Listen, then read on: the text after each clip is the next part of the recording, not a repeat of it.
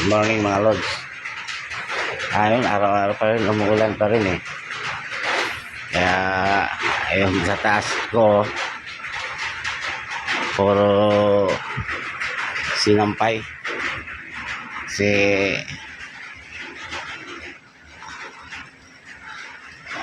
umuulan pa rin eh. Kaya mababa na yung tubig. Kailangan umuulan pa rin.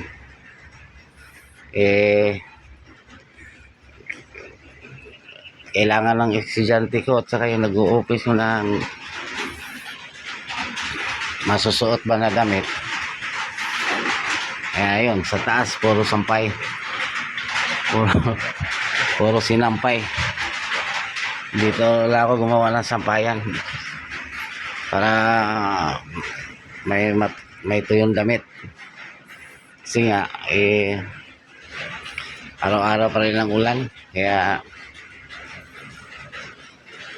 sa baba pinapatuyo. Pagkatapos maglaba, pinatuyo ko lang sa baba, tapos sa taas. So pinapatulo ko lang sa baba kasi yan, naggawa ko ng sampayan dito sa taas para makatuyo ng damit, dahil kailangan mga estudyante kong araw-araw may damit. Buti ka mo, may mga wire akong mahahaba yung ginamit kong yung may mahabang cordon sa mic, sira na yung mic. Yan ang ginawa kong sampayan dito sa taas. Kasi nga kailangan didiskarte ng para makatuyo ng damit, dahil araw-araw pa na ulan eh. Yan nga, walang pasok bunso kung babae.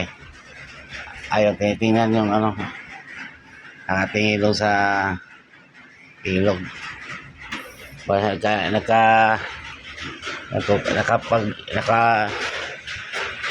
Napubya sa unang kasi first time namin na nabaha eh. Saan sa namin lugar nakatira dito kami nabaha eh. Kaya takot. Kaya laging tinitingnan yung ilog kung tumataas, kasi araw-araw pa nga na ulan. Kaya yun ang ginawa ko, na para makapagtuyo. Ayun, gumawa lang ako sampayan dito sa taas para makatuyo.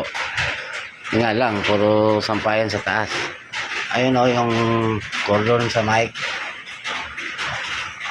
Mahaba, may kaming mahaba ang cordon, isira na rin.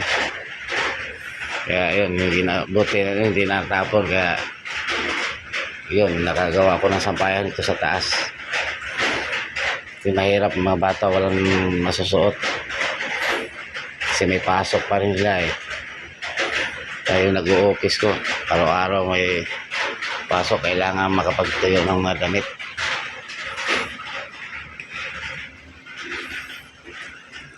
Kaya yun, awa na Diyos, nakasurvive kahit paano, kahit araw-araw umuulan, nakapag-survive. Thank you.